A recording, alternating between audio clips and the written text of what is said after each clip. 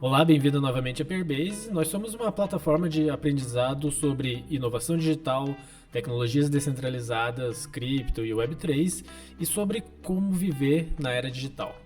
Este é o nosso podcast de número 12 e hoje nós conversamos com Maurício Magaldi. Ele é diretor de estratégia global em cripto da 11FS, uma empresa de serviços financeiros sediada em Londres. Também é host do podcast Block Drops, falando semanalmente sobre cripto e Web3. Nesse episódio nós falamos sobre adoção de cripto por projetos mais institucionais, falamos sobre a importância da educação em Web3 e como uma iniciativa de podcast mudou a sua vida radicalmente. É um excelente exemplo de como as mídias sociais e geração de conteúdo podem abrir portas incríveis, né? Como foi o caso dele, que vem estudando há anos sobre cripto, criou seu podcast, se conectou bastante com pessoas importantes nesse universo e hoje mudou-se para a Inglaterra para um cargo super importante. Para ter acesso a todo o nosso conteúdo, acesse a peerbase.xyz, assine nossa news, que é gratuita, e nos siga no Twitter e no Instagram. Vamos deixar os links na descrição, assim como todos os links mencionados no episódio. É isso, então vamos lá para o episódio de hoje. Demorei porque eu estava num LinkedIn áudio com o pessoal do This Week in Web3 para falar sobre o Merge. Sim. A gente fez um vídeo sobre o Merge na semana passada e aí eles ficaram, caralho, a gente tem que trazer você para falar sobre isso, você é o especialista. Eu falei, não, cara, vamos trazer um especialista. Sim. Inclusive, eu tava dando uma olhada no seu LinkedIn, YouTube e tal. Eu vi o vídeo seu lá do Merge e tal. Mas o Merge, ele é bem complexo, né? Assim, até eu gastei algumas horas estudando, assim, mas mas eles fizeram de um jeito muito elegante, cara. O Merge em si, o processo, né, de ativação do Proof of Stake com Terminal Total Difficulty, que não dá pra saber que bloco que é. Sim. Puta, eu achei muito foda. Sim. Eu achei muito foda. Não, os caras demoraram, atrasaram, mas assim, os caras pensaram... Eles não atrasaram. Isso é uma lenda. Isso aí não tem em lugar nenhum da comunicação da comunidade dos Core 10 de Ethereum, ninguém comitou data. Sim, eles nunca prometeram, sempre algum né? Influencer, sempre algum Sim. influencer, eu fiz uma análise, não, nunca deram data. E se eu fosse eles, eu também nunca dava data, porque, lógico, cara, 130 bilhões de dólares rodando em cima da plataforma. Sim. Sem contar as Layer 2, que dependem do Layer 1. Sim.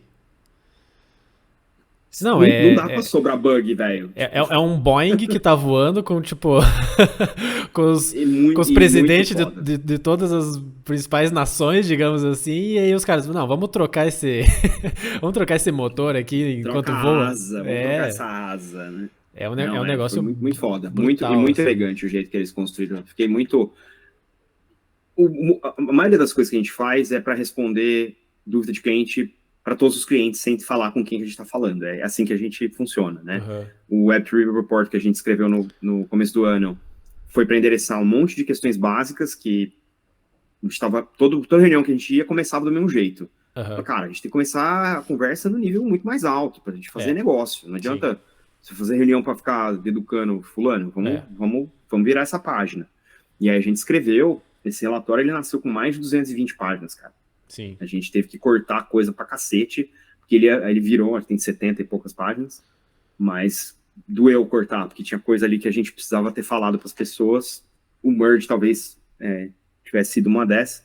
E aí, conforme a gente tá evoluindo com o business, a gente vê essas necessidades e a gente vai colocando conteúdo pra rua pra facilitar a minha vida, né? Porque aí eu consigo já entrar falando da questão, não preciso ficar...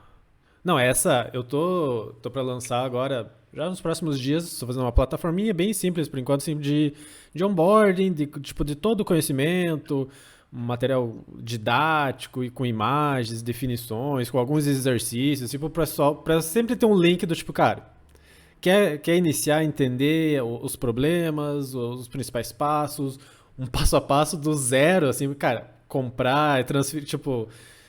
É esse link que vai lá, você pode escolher qual que é o caminho que você quer seguir. Assim, eu tô indo mais numa linha de conteúdo mais aberto, B2C, com uma interseção maior com o que eu curto mais, que é política. Assim. Então, eu quero fazer essa camada inicial e eu quero educar as pessoas sobre a importância que a Peerbase é para isso, assim, educar, mostrar para as pessoas por que tecnologia é a política do futuro. Né? Do tipo, não existe política no futuro sem...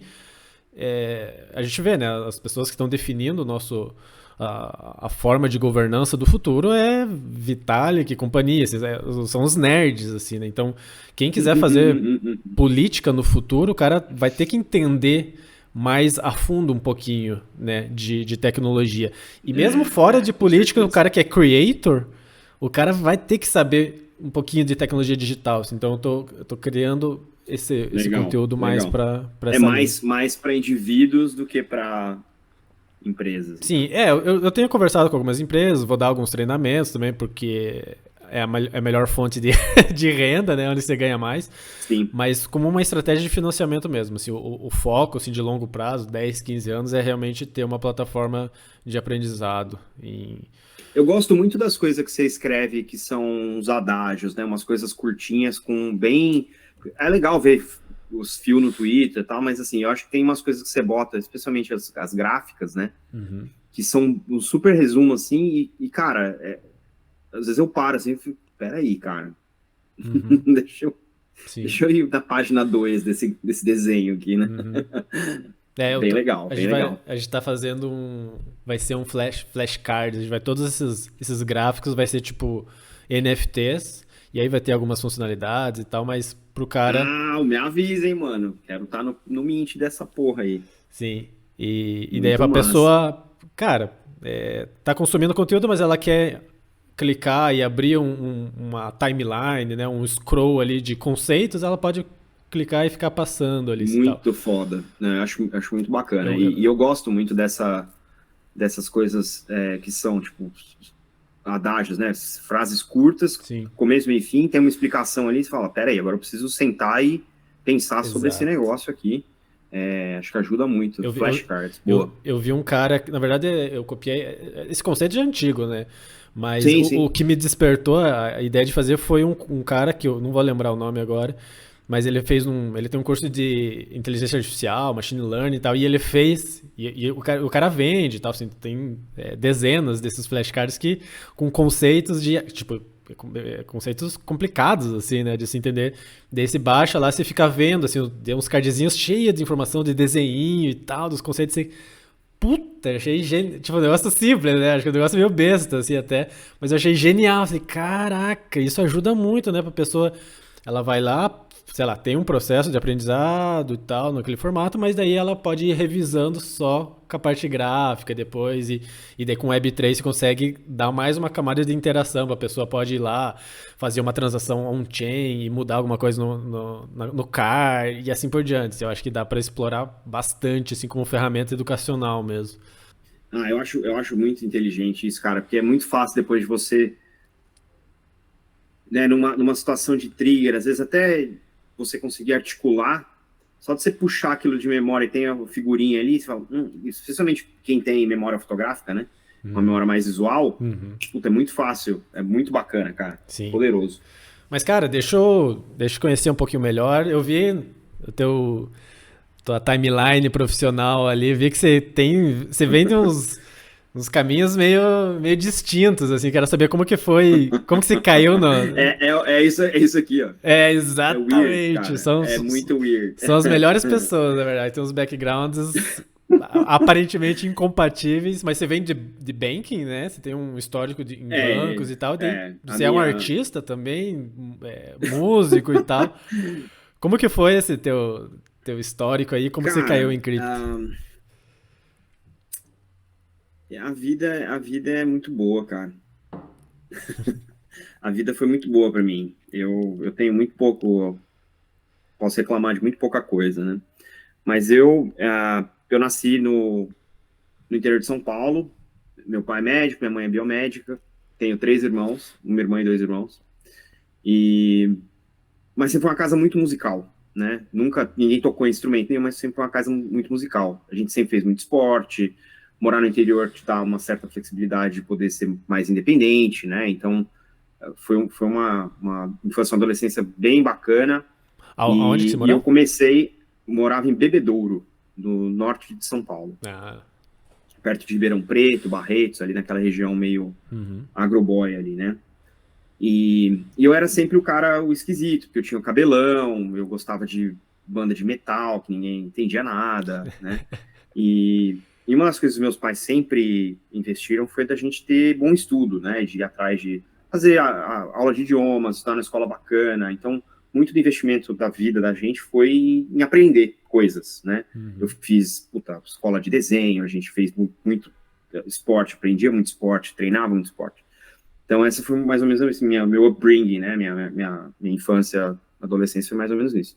Quando eu tinha mais ou menos uns 15 anos, eu comecei a me interessar por tocar bateria, e aí fui lá no meu pai e falei, pai, queria uma bateria, né? Ele falou, TVM, te vira malandro. Não dá, eu preciso comprar uma bateria pra você, tem que comprar um negócio pro seu irmão, assim. Não tem, velho, vai atrás. E aí, como eu já tinha concluído na escola onde eu estudava, né, o inglês, e eu tinha inglês já razoável, a escola me convidou, né, eu fui lá pedir um emprego, né, e a escola me convidou para dar aula de inglês para criança. Então, eu tinha 16 anos, estava dando aula para criança de 6 a 9, né, e foi uma puta experiência bacana, assim, e aí eu juntei grana para comprar a bateria, comprei a bateria. E aí comecei a entrar nas bandas da cidade, então foi assim que eu comecei a me envolver com o cenário metal. E eu tô numa banda, uma das minhas bandas, eu tô há 25 anos nela. Uou. Desde aquela época de moleque, a gente jogava bola na rua e ensaiava no final de semana. Não largou, tá até hoje. Não, já teve momentos de largar, né? Eu tive 2 filhos, no momento que as crianças estão pequenas, não dá para conciliar com banda, então teve momentos de eu estar menos conectado, né? Sair da banda, voltar para a banda. Mas no total nós estamos desde 97 na atividade, a banda Versover. E aí eu tenho outras bandas, tem projetos, tem banda de cover com os amigos, mais para fazer festa, assim. Então essas são essa minha trajetória na música. Aí na cidade, o que você vai fazer da vida, você precisa escolhi fazer engenharia de produção, acabei entrando na Federal de São Carlos, foi uma puta escola bacana pra caramba, onde não só eu tive a oportunidade de ter acesso à educação pra caramba, mas também entender um pouco de negócio, não é uma engenharia voltada só para a área técnica, né? Uma engenharia voltada muito para a área de administração, negócios e tal. Então, me ajudou a ter um pouco dessa visão. Eu saí de lá e fui fazer carreira em banco, trabalhei em consultoria, trabalhei em banco, vim do fundo para frente do banco, né? Eu vim de tecnologia, operações, finanças, produto, e aí entrei, sempre fazendo projetos transformacionais, né? Que tinha tecnologia, que tinha dados. Eu tirei uma certificação em governança de dados em 2010, mais ou menos. Então, foram coisas que foram agregando nesse meu entendimento do que é o mercado financeiro. Em 2004, eu trombei o paper do Bitcoin. E aí pensei, bom, isso aqui resolve todas as reconciliações que eu faço aqui nos processos de finanças, deixam de existir. Está todo mundo vendo, né, a verdade conforme ela acontece. E isso, para mim, foi um shift, assim, né, de o que mais dá para construir com esse tipo de coisa, né? Os anos foram passando, surgiu o Ethereum, eu estava na IBM, a IBM tentou trazer o Ethereum para dentro, mas no final das contas optou por criar o que hoje é o Hyperledger Fabric, é open source, não é da IBM, a IBM doou isso para Fundação Linux. Eu lembro que tinha alguma coisa da IBM, tinha alguma coisa com IoT, eu lembro que era bem no começo. Tem também. Eles estavam fazendo uns experimentos. A IBM, no momento em que a IBM se deu conta de que precisava entrar em blockchain, a IBM fez a seguinte conta: 90% de todas as transações no mundo passam por hardware, software ou serviços IBM. Se alguém vai ser desintermediado, é a IBM. Então a IBM precisa entender como fazer, né, para trazer essa tecnologia e se manter. É uma habilidade que a IBM tem centenária, né? Não é só por causa do blockchain. A IBM se reinventa, né, há centenas de anos. Então, assim, é diferente, é outro esquema, inclusive é outra perspectiva temporal, né? Assim, eu tô no mundo há 44 anos, a IBM tá no mundo há 100 e Não, tantos. e os caras sobreviveram assim, a várias ondas de transformações, né? exato. Tipo... Então aí, né? Então acho que eu tive muita sorte de estar na IBM nesse momento, porque quando eles ofereceram para o meu time um curso de blockchain, ninguém se interessou. E eu tinha acabado de sair de um projeto, falei, se ninguém for, eu vou. Uhum. E aí fui para São Francisco, conhecer o pessoal que estava no Blockchain Labs da IBM, tive o curso lá, voltei. Quando eu voltei, eu era o único cara na América Latina que tinha o treinamento de blockchain. E aí, na IBM. Uhum. E aí eles me convidaram para tocar a consultoria de blockchain na América Latina. Então, de 2017 até a metade de 2019, eu construí esse negócio para a IBM na América Latina, de serviços, né? Fizemos projetos muito interessantes, a maioria deles fora do mercado financeiro. Do pico e a maioria deles fora do mercado financeiro, exatamente. E a maioria fora do mercado financeiro, porque no mercado financeiro ninguém queria tocar nisso. Você falou, mas isso aqui não é Bitcoin, isso aqui é a tecnologia por trás do Bitcoin. Não posso, não tenho, não consigo, não tenho medo. E aí você falava com um cara de logística e o cara entende rastreabilidade, o cara entende auditabilidade, o cara entende que ele precisa ter dado confiável para tomar decisão no momento em que a carga está na rua. Uhum. E aí a gente fez várias coisas com logística, com indústrias que têm cadeias super fragmentadas, né? Então isso foi muito bacana, e aí foi daí que eu, né, passei a me interessar por tudo isso de maneira mais profissional. E nesse momento eu comecei também a fazer mentoria de pequenas startups do Brasil que trabalhavam com algum tipo de blockchain, qualquer blockchain, né?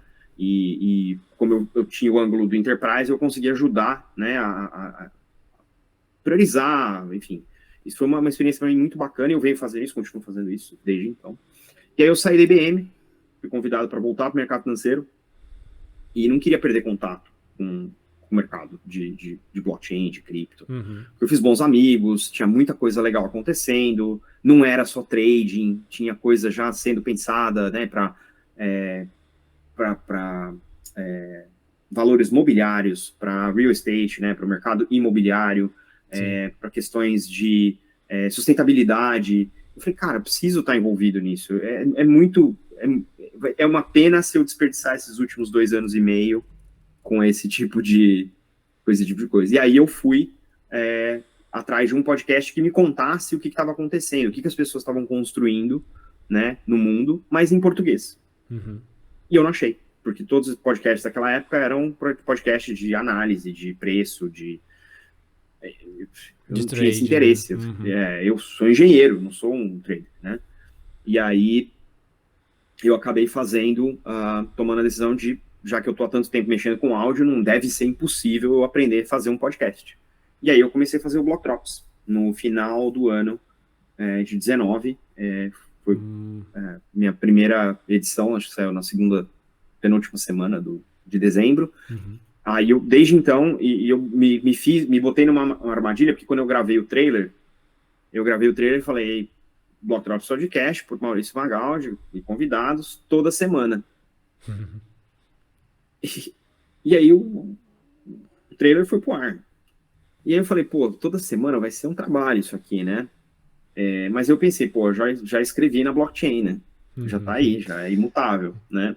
Vai ter que ser. E aí eu venho fazendo toda semana um episódio de Block Drops com esse ângulo, né? De manter os casos de uso que estão sendo construídos com as tecnologias do blockchain que estão disponíveis para resolver problemas de negócio.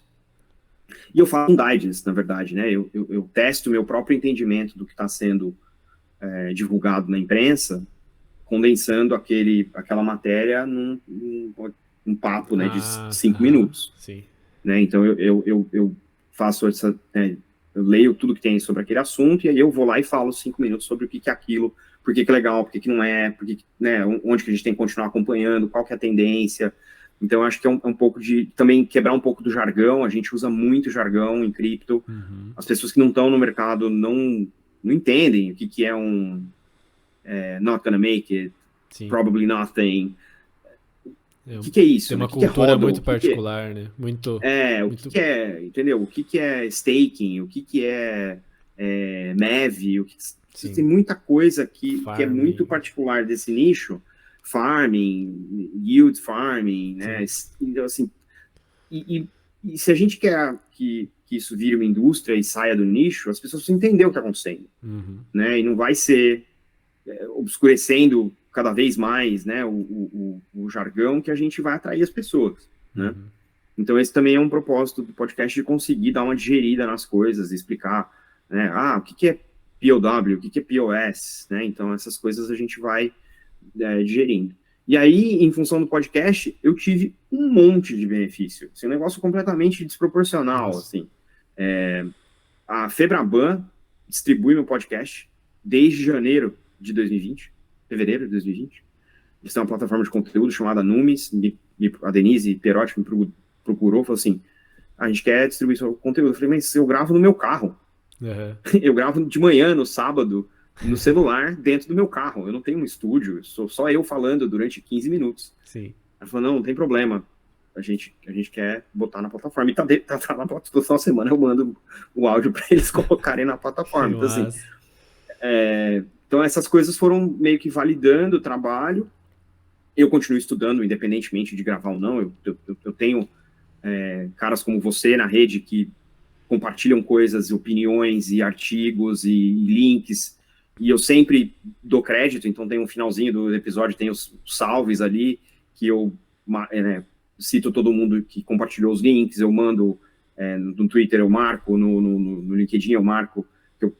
Essa comunidade realmente me beneficia de um jeito que eu não consigo devolver, né? Então eu acredito, pelo menos, as pessoas que me passaram, né? Fizeram a curadoria daquela informação. E aí eu continuo sendo chamado para evento, para mentorias, e eu sempre tendo um trabalho paralelo, trabalhando em banco, como um bancário, né? Em projetos, fazendo produto, etc. E aí, no final do ano passado, eu tive esse convite incrível da 11FS, que foi, vem para cá tocar a consultoria de cripto. Aí eu, como assim? E acabou... Vieram para cá onde? Para Londres, vem para cá. Entendi. Entendi. Vem tocar, porque a 11FS é baseada aqui. Né? Entendi agora. E aí, até meu visto sair, eu trabalhei do Brasil, mas há 2 meses atrás eu vim para cá, e a família chegou essa semana, finalmente. E assim, de novo, não tenho que, né, assim, tudo isso que eu recebi através do podcast, eu nunca vou conseguir devolver para o mundo. Você acredita ao podcast a tua... Com certeza. Ninguém teria me convidado para os eventos que eu fui convidado, ninguém teria me convidado para as mentorias que eu fui convidado, ninguém teria me feito propostas de trabalho das mais absurdas, das mais incríveis, se eu não tivesse a consistência, né, de estudar, assim, estudar. Não tem absolutamente nada a ver com... eu não monetizo o podcast, não tem um anúncio no podcast, não tem patrocínio. Eu já falei mal de projeto no podcast, porque eu achei que o projeto não tinha nada a ver, e falei, e essa independência acho que também é uma coisa que eu continuo prezando demais. Ajudou um período, eu fiz mais de um ano o podcast em inglês, então eu gravava 2 episódios todo final de semana. Eu fazia a mesma pauta em português e em inglês, porque teve um momento no primeiro ano do podcast que eu recebi umas mensagens no LinkedIn e falou assim, quando que você vai fazer o podcast em inglês? Eu falei, não vou, porque não é esse o desenho do podcast, não foi pensado. O slogan do podcast é o primeiro podcast em português sobre blockchain para negócios. Mas precisa fazer. Bom, aí eu falei, não vou fazer. Aí uma pessoa me mandou uma mensagem no LinkedIn falando assim, olha, seria muito legal se você pudesse fazer o seu episódio em inglês, porque o que eu faço para ouvir o seu episódio? Eu transfiro o seu áudio para texto, e aí eu traduzo o seu texto, e enquanto eu ouço você, eu leio em inglês. Caraca. Aí eu falei, cara, sacanagem, né? Me custa meia hora a mais no domingo, no sábado, gravar em inglês. E aí eu comecei a fazer inglês todo final de semana, até eu assumir o podcast da 11FS, que é o Blockchain Insider, é um dos principais podcasts de cripto no mundo, assim, tem mais de 25 mil downloads por episódio, é um negócio ridículo. E quando eu vim para a 11FS, eles me pediram para assumir como co-host. O meu co-host é o Kai Sheffield, que é o head de cripto da Visa, que é o nosso patrocinador. Então a gente faz um jogral ali a cada 15 dias a gente tem um episódio de notícias, onde a gente pega as principais notícias e descreve e discute por que essas notícias são importantes, impactos e tendências. E a gente faz um episódio de insights alternado, cada 15 dias, onde a gente pega temas específicos com especialistas que estão construindo naquele tema, e a gente vai super profundo para entender motivação, impactos, complicações, desafios, barreiras, etc. Então a gente explora bem isso com quem está literalmente construindo isso, né? Ajuda muito eu ter feito algumas entrevistas no podcast, no meu podcast em português, apesar de que eu fiz entrevistas em inglês também, eu tenho contado 89 entrevistas, são os Block Talks. Sim, eu ouvi alguns. Que me deu acesso a gente, assim, incrível. Sim. Incrível. Esse é um dos maiores benefícios, né? Tipo, a rede que você constrói, daí você fica tipo, uma hora conversando com a pessoa, né? Você cria uma conexão mais profunda, isso. Assim. Se você ligar para alguém e falar assim, você tem uma hora para falar comigo sobre cripto? Provavelmente a pessoa não tem. E se você falar para a pessoa, cara, você quer vir no meu podcast falar uma hora sobre o que você está fazendo? A pessoa vem. Sim. Porque o alcance é diferente, né? O alcance é diferente, o propósito é diferente, você não está privatizando o conhecimento, você está socializando o conhecimento. E eu acho que isso tem muito valor. Então, assim, eu sou muito grato aos meus convidados, às pessoas que escutam, às pessoas que me ajudam na curadoria, porque é tudo crowdsourced. É tudo crowdsourced. Sim. Então, e aí o jeito que eu, né, assim, que eu consigo retribuir é trazendo as pessoas no show. Eu recebo muito convite. Você não quer vir aqui ver essa vaga, não sei o quê? Não, mas eu vou achar um cara, uma mina aqui, que são foda para você botar aí. Então, assim, sim. Recrutador me procura, eu passo para frente, esse cara é bacana, essa mina aqui é super foda. E é o jeito que eu achei de conseguir, na prática, né, devolver um pouco para essa comunidade que me deu tanto e me ensinou tanto, né? Assim, a gente aprender em público é um negócio muito bacana, porque às vezes eu falo umas groselhas, a maioria das pessoas não me escorraça em público, né? Eles me mandam mensagem, pô, Magaldi, isso aqui que você falou tá errado, né? Não é bem assim, tá aqui um artigo que explica bem e tal, né? E, porra, é fantástico. Não, assim, e essa indústria é humanamente impossível você... Hoje cedo eu tá tendo uns encontros aqui do pessoal de Curitiba e tal, a gente tá mantendo esse encontro, tem umas palestrinhas e tal, e a gente tava falando que, cara, não tem outra forma a não ser você se conectar com outras pessoas que estejam imersas nessa indústria e trocar, seja podcast, seja meetup, seja porque, cara, você não consegue, tipo, eu tô full time nessa indústria, tipo, eu acordo e vou dormir, tipo... Sim.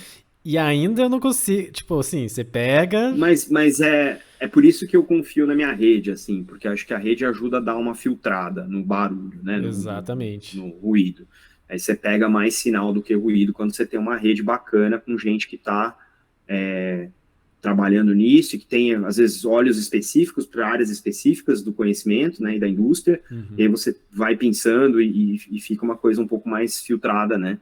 Mas eu desisti de me manter atualizado com tudo e eu parei de ter vergonha de falar, putz, isso aí eu não sei, deixa eu dar uma olhada. Total. Porque não tem como, cara, assim, eu tô velho, meu. Eu não tenho FOMO mais, sim, entendeu? Sim. Eu não eu não preciso nada, cara. Sim.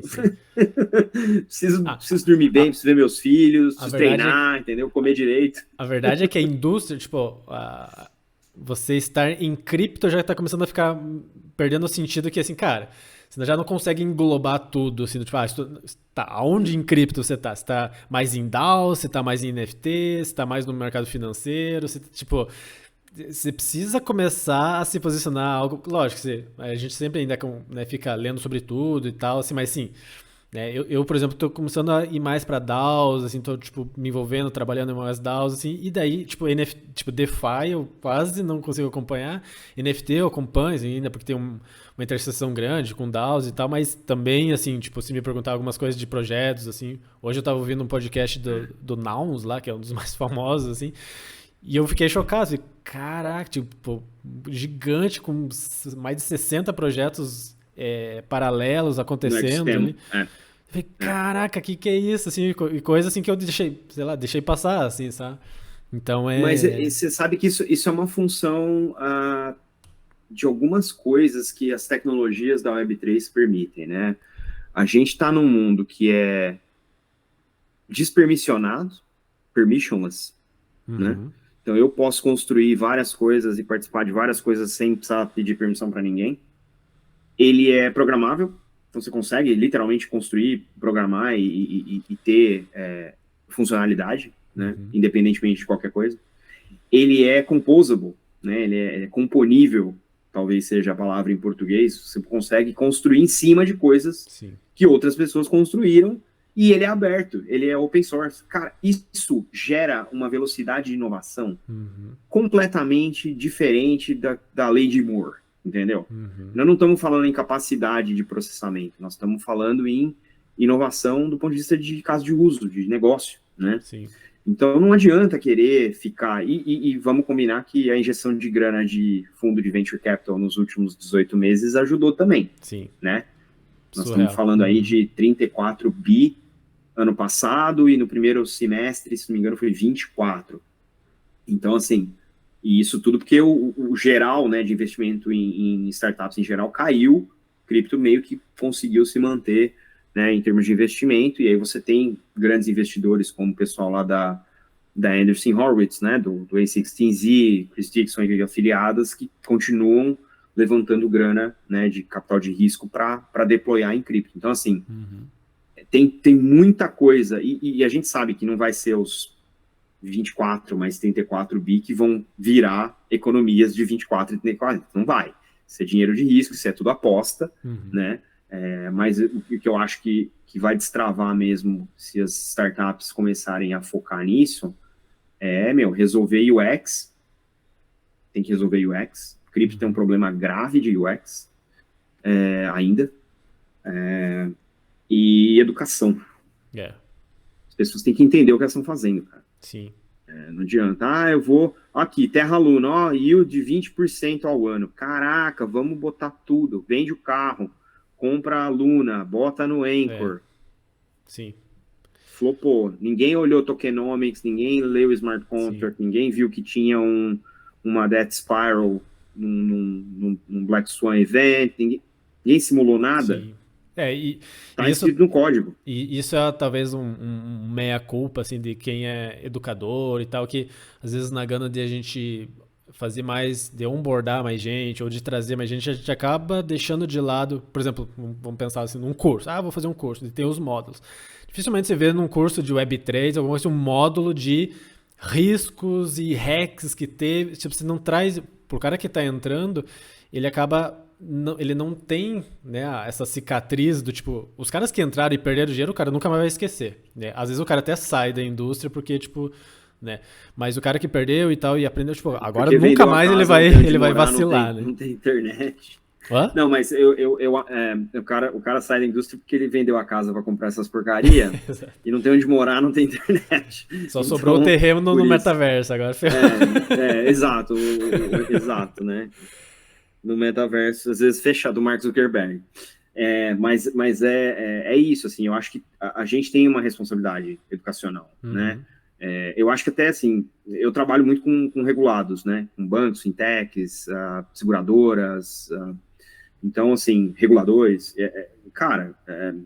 O regulador olha para o lado do tipo, a única pergunta que eles fazem é o que pode dar errado? Né? Como é que eu faço para proteger as pessoas disso que você está tentando construir? Eu acho que essa é uma pergunta importante para quem está construindo fazer também. Né? Mas o regulador...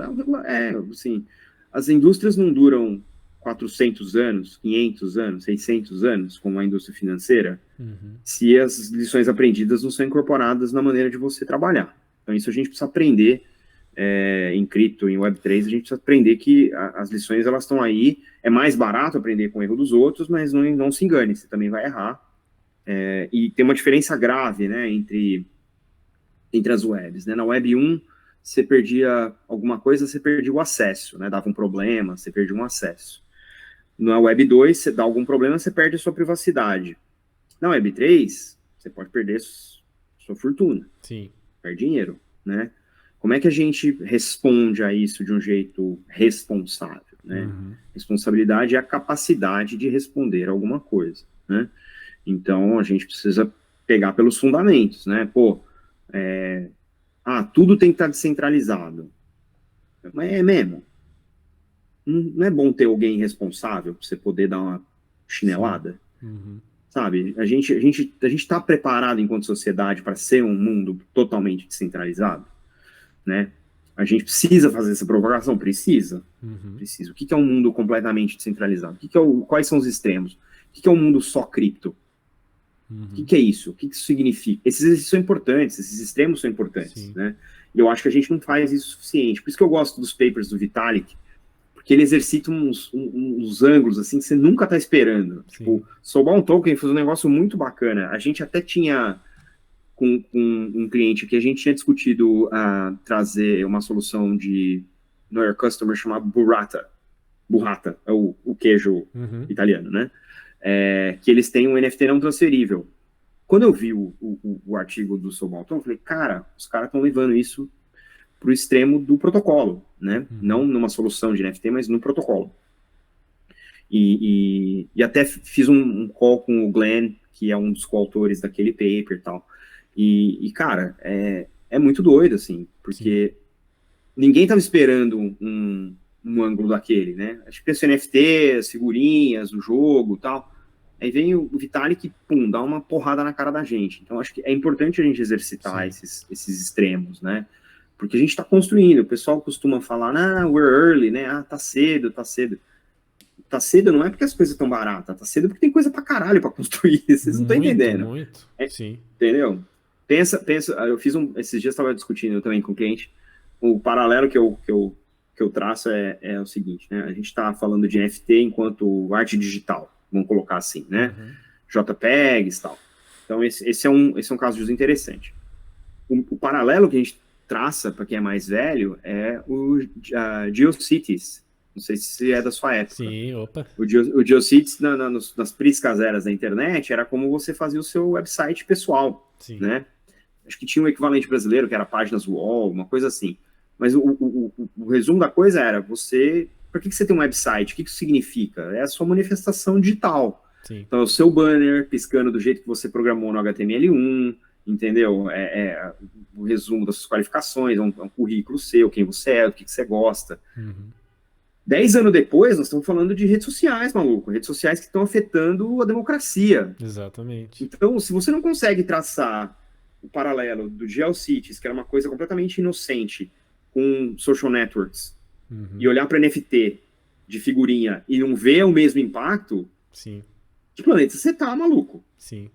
E as pessoas têm muita dificuldade nisso. Um dos pontos que eu mais bato assim, é tentar fazer esses paralelos, porque a gente não teve nem educação formal e nem mídia mainstream mesmo, criando essas narrativas do tipo, cara, sabe esse aparelho aqui que você usa? Isso aqui é uma obra impossível de existir, né? Isso aqui. Essas histórias de fazer, embora pareça óbvio, né, das pessoas, né, inovação digital e tal, smartphone, a gente usa, mas para quem principalmente nasceu nessa geração, assim, ela não tem o link do quão rápido evoluiu isso, né? Do tipo, o smartphone, as redes sociais e tal, foi um salto quântico, assim, né? Então é importante dar essa perspectiva, assim, para justamente aquilo que você falou. Tipo, se a gente não tem a perspectiva de onde a gente estava para onde a gente tá hoje, a gente não vai conseguir traçar a linha para o futuro. Tipo, cara, esses primitivos tecnológicos, eles são, e essas propriedades que você falou um pouquinho de tempo atrás, né, composabilidade, neutralidade e tal, isso vai levar uma explosão, né, o que a gente já está vendo, né, em poucos anos, uma explosão de inovação, mas vai levar muito mais, né, a indústria vai se amadurecer muito mais, e aí vai criar coisas, tipo, bizarramente poderosas, assim, né? Você tem razão. Esse é um dos benefícios de ser velho, né? Exato.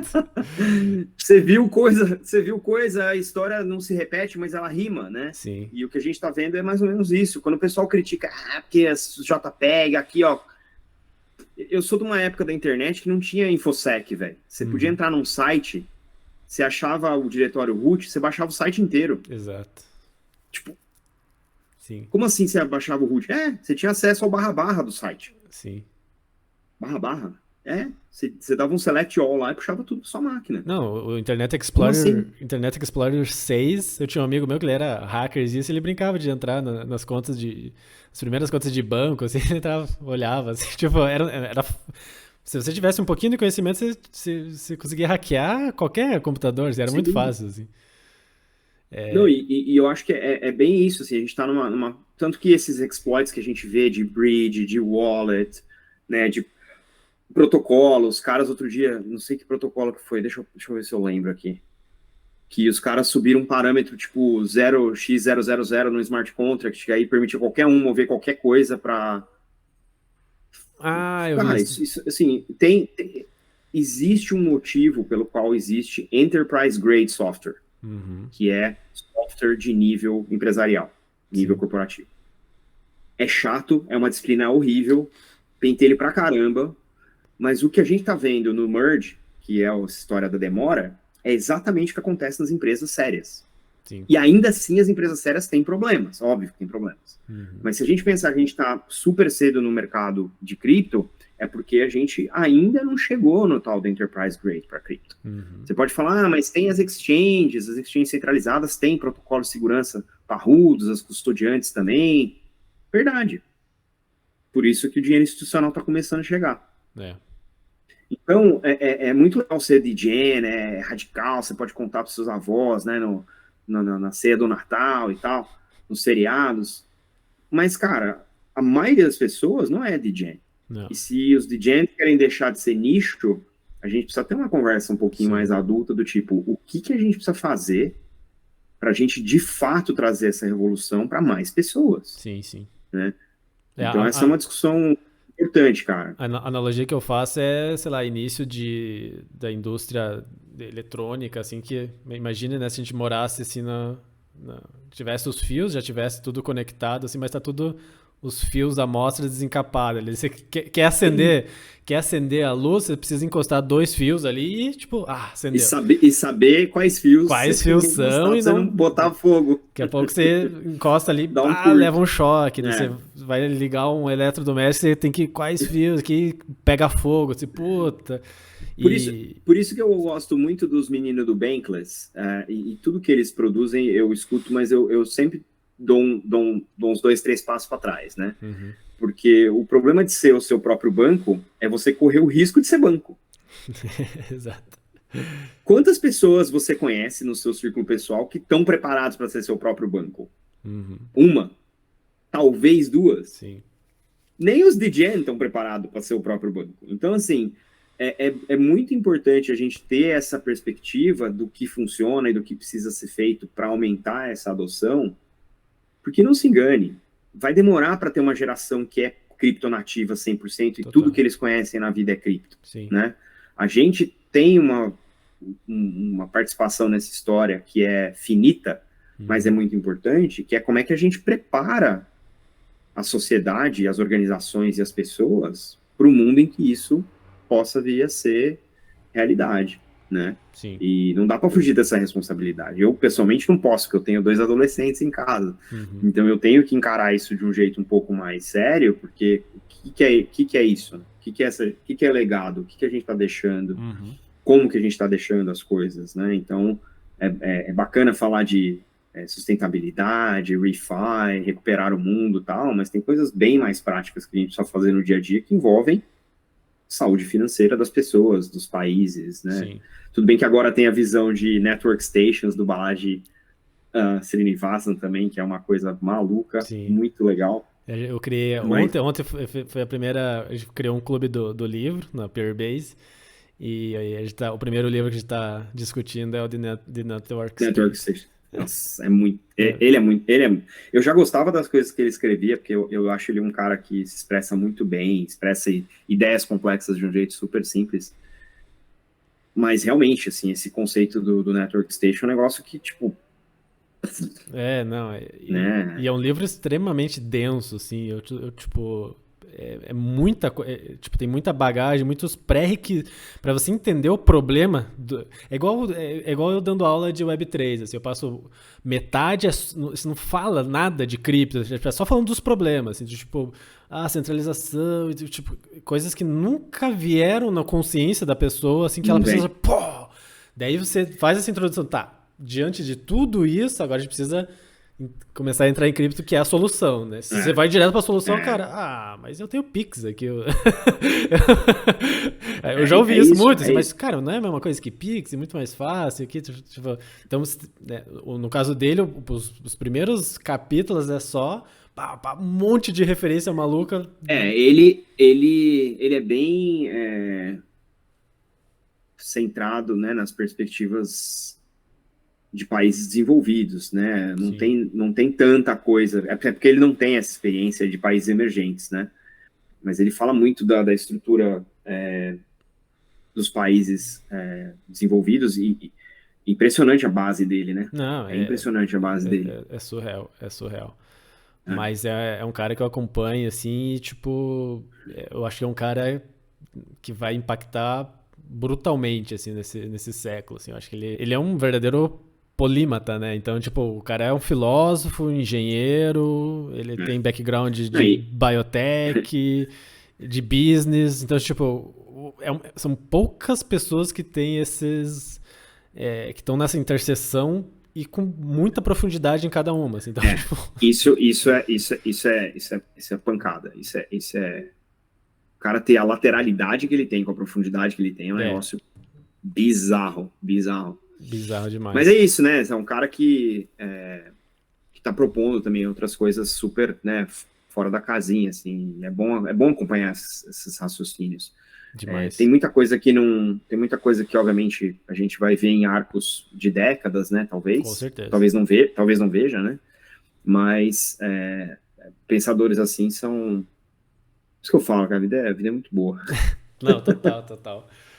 E, cara, a gente tá caminhando aqui pro final. Queria saber de você quais são os projetos aí que você tá mais... que você viu ultimamente, nos últimos meses, que você tá mais empolgado. O que você acha deles e como que vai ser esses próximos anos?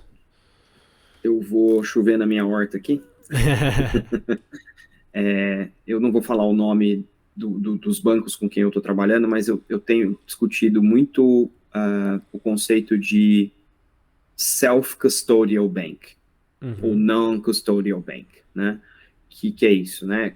Qual que é o papel dos bancos em um mundo em que você tem a autocustódia dos seus ativos, enquanto cliente, né? Enquanto cidadão? O que isso significa para os bancos, né? Então, esse é um raciocínio que a gente está fazendo com alguns bancos interessantes, em vários continentes diferentes, inclusive, e que vai desde discussões conceituais até, né, assim, identidade, o que é identidade num cenário desse, né? O que é know your customer num cenário desse?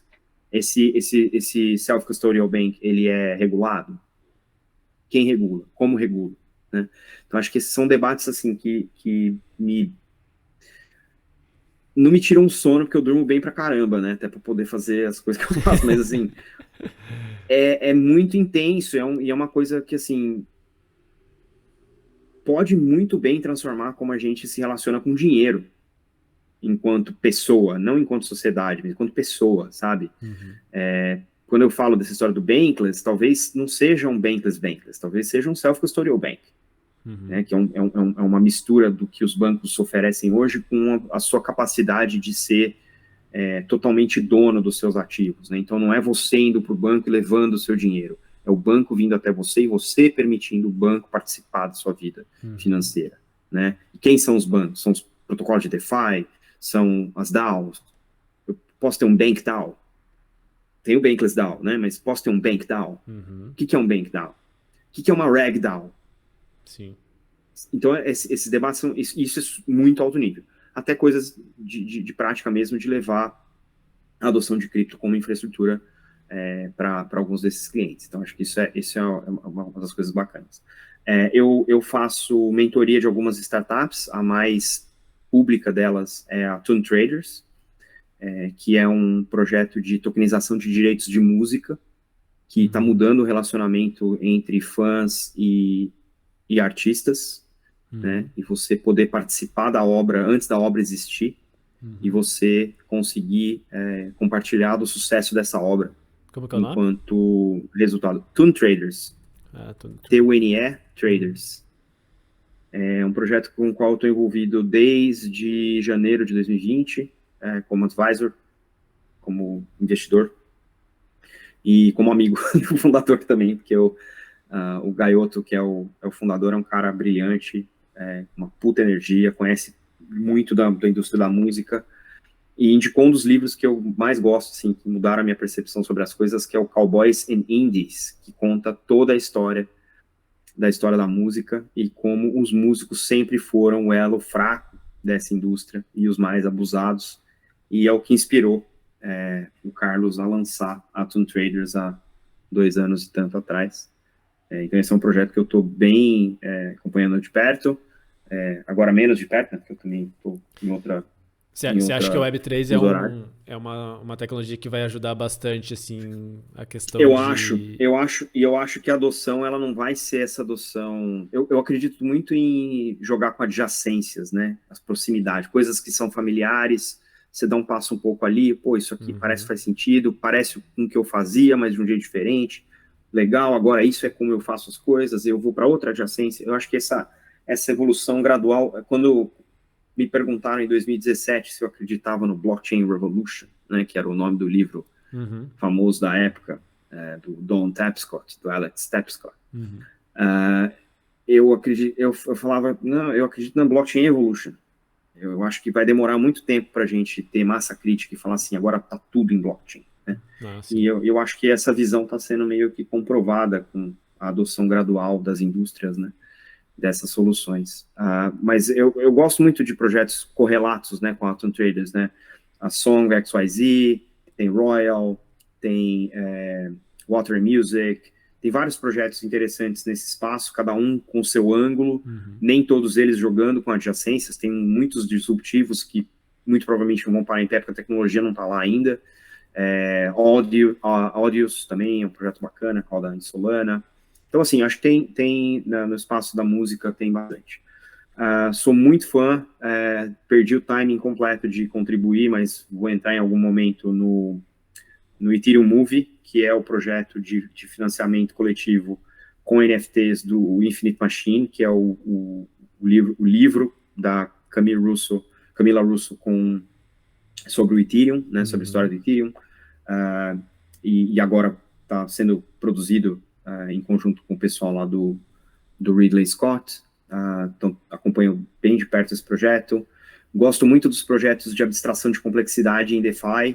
Então, Struct Finance, Tract Finance, Weave Finance, Nested Finance, são todos protocolos que estão tentando facilitar a adoção de DeFi para usuários, né? Você conseguir monetizar suas estratégias mintando a sua estratégia no NFT e colocando ela para ser subscribed por outros investidores, ficando com um pedacinho dos ganhos.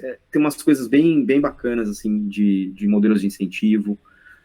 E na indústria de rewards, cara, eu acho que interoperabilidade de pontos de programas de fidelidade... Nossa, isso é uma bola que tá quicando aí faz tempo, né? Isso aí, assim, a primeira solução eu desenhei em 2018, de uma bolsa aberta para trading de tokens de programas de rewards. Não voou, porque muda gente na empresa, muda CFO. Sim. Mas eu acho que... outros tempos também, né? E imagina, estamos falando de, sei lá, 4, talvez, anos atrás, né? Sim. Um pouco mais. E pouco mais porque teve a pandemia no meio, a pandemia acelerou um monte de coisa, né? Então, tipo, 2018 parece, tipo, 10 anos atrás. Exatamente. Assim, mas foi só 4. Anos cripto. Mas são... em criptoanos, exatamente. Mas, assim, é isso, assim, e acompanhando como a indústria se comporta, né? Acho que tem muita coisa a ser destravada. Acho que os reguladores estão começando a cair a ficha, não sei se você chegou a ver, mas tem países relevantes, como Japão e Estados Unidos, que puseram pausa nos seus projetos de CBDC, Não sabia. Eu acho que esse é um sinal importante para o mercado cripto de que eles estão olhando coisas que precisam existir. CBDC, na minha opinião, não precisa existir. E eu acho que stablecoins bem reguladas fariam um papel muito melhor do que CBDCs, porque são infraestruturas públicas, né? Então você não tem o risco de ter state surveillance, né? Monitoramento. Uma das maiores distopias é CDBC, bizarro. E aí eu tenho essa, enfim, é uma crença ainda, precisa ser comprovada, mas eu acho que tem evidência suficiente circulando pelas redes sociais para a gente ter um pouquinho de cautela com o CBDC, mais do que talvez a gente tenha nesse momento. Mas eu acho que precisa regulação on-chain, acho que regulação off-chain faz isso, faz aquilo, é igual bandeirinha, cara. A bandeirinha tá vendo, ela levanta a bandeira, às vezes os juízes nem olham. Então, assim, acho que é muito removido da realidade que a gente está tentando criar com cripto. Os reguladores quererem participar do lado de fora. Acho que tem outros papéis para o regulador exercer. Inclusive, eu escrevi um artigo para a 11FS sobre isso.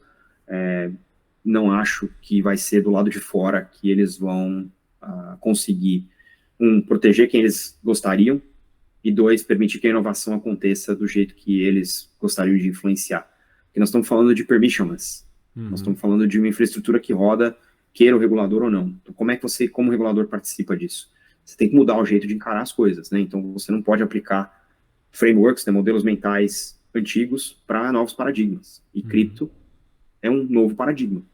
Um paradigma que não depende do regulador para existir. Exato. Como é que o regulador participa disso para cumprir o papel dele, que é regular uma indústria e permitir proteger os indivíduos dessas indústrias. Então, acho que vai ter que ter um clique. Talvez seja um clique generacional, né? Vai ter que ter uma outra geração de reguladores que já venham mais crypto-savvy, que já venham mais manjando do riscado, mas talvez a gente não tenha esse tempo. Talvez a gente precise acelerar isso, e os reguladores que estão aí sentados nas suas cadeiras vitalícias vão ter que parar para pensar o que é o papel do regulador no mundo em que, de novo, os exercícios de extremo que a gente falou lá atrás, né? Sim. O que é ser regulador no mundo em que tudo roda em Rails, né? Em Rails Crypto. O que é isso? O que isso significa? O que significa ter um dinheiro que é programável, sem permissão e é composable, né? Componível. Sim. O que isso significa para mim enquanto regulador? Né? Como é que eu regulo Money Legos? Off-chain eu não regulo. Não. O que é on-chain? Sim. Acho que essa é uma provocação que eu tenho feito de maneira consistente e estou muito aberto de sentar com o regulador para discutir isso, porque eu acho que é aí que a gente vai fazer diferença. Porque, de novo, nem todo mundo está preparado para ser seu próprio banco. Não, total. Muito legal, cara.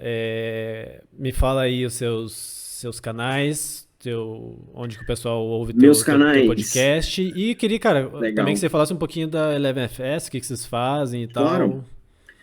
Cara, bom, vamos lá, de 11FS. A 11FS é uma consultoria, a gente é uma boutique, a gente tem aí, na consultoria deve ter menos de 100 pessoas. Temos também uma divisão de produto, que tem 2 produtos bacanas, um chamado Pulse, que é como se fosse um YouTube pago para designer. Você consegue ver as jornadas em vídeo de todos os apps mais famosos do mercado financeiro do lado de dentro do login. Então, como é que é usar a conta corrente, como é que fazer um pagamento, como é que é tomar um empréstimo, como é que é comprar uma casa, como é que é contratar um seguro, como é que é onboardar numa plataforma. Então, a gente tem uma curadoria, assim, mais de 5 mil jornadas, e toda semana tem mais jornadas sendo adicionadas ou atualizadas. Então, produto designer, assim, fantástico. Tem coisa cripto, tem exchanges também. Quem que é o público desse produto? Então, para designers, gerente de produto e designers. Que interessante.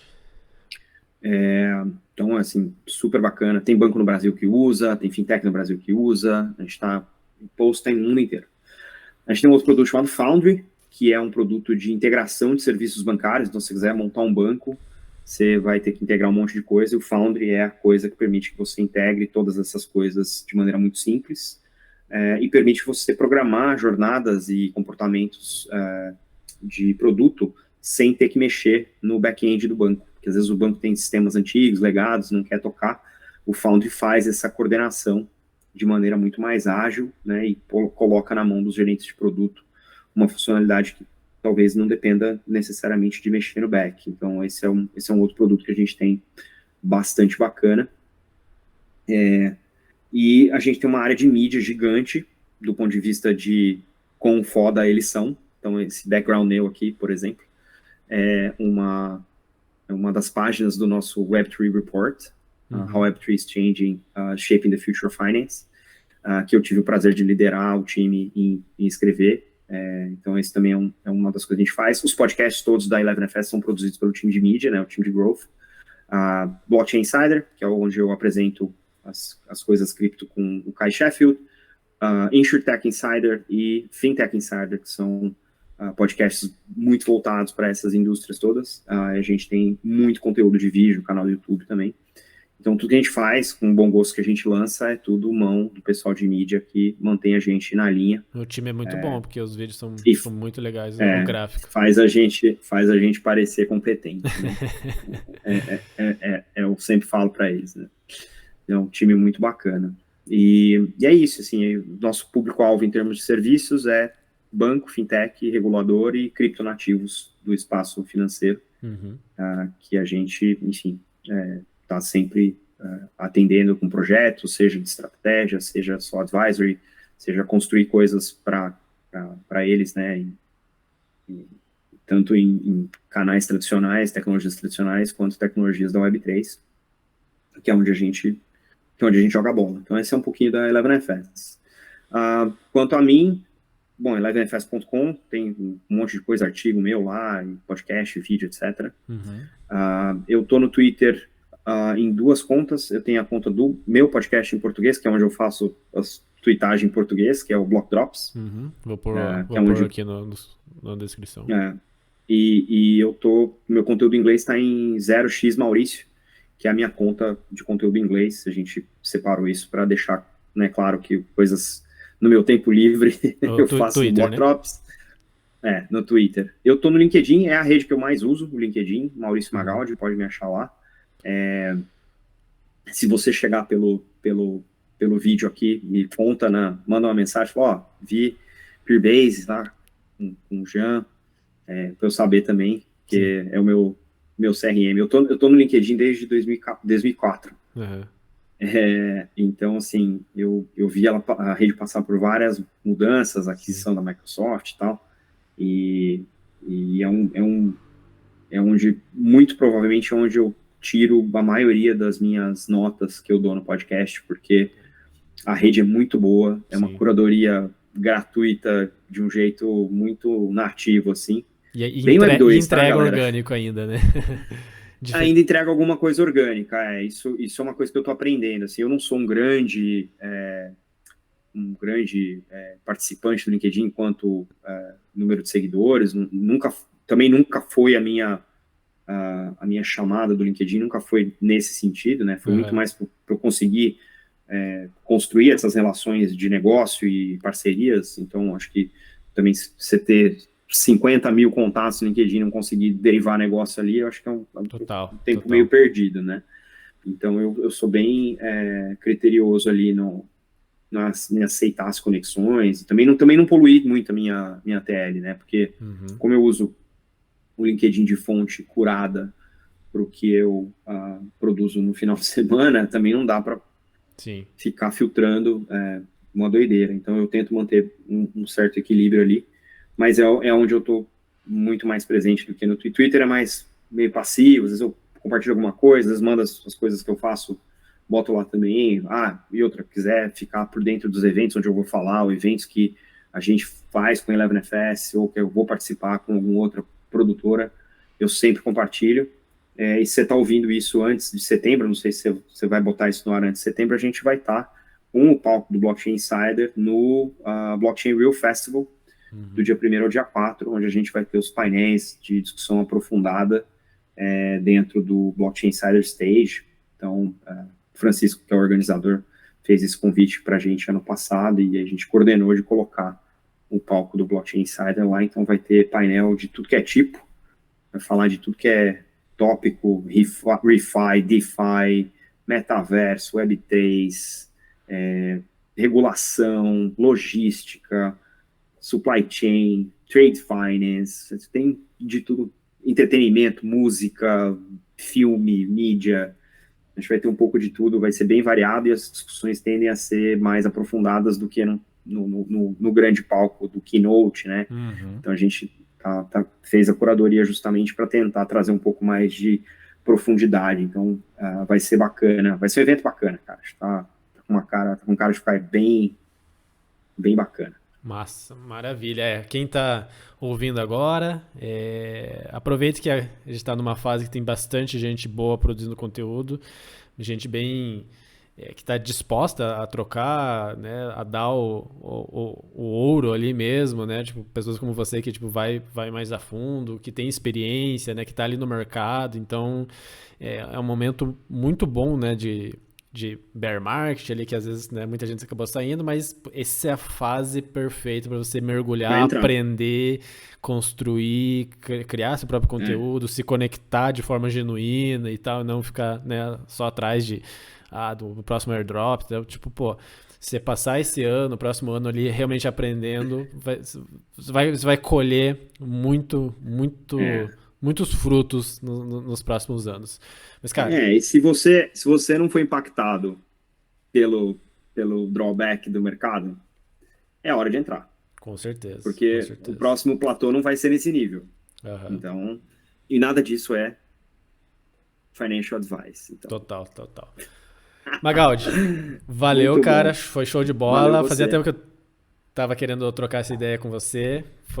Obrigado. Foi muito legal mesmo. Espero que a gente volte a conversar aí num futuro próximo. Obrigadão aí pelas dicas. Obrigado e sucesso com a Peerbase. Valeu, cara. Muito obrigado aí. Abração.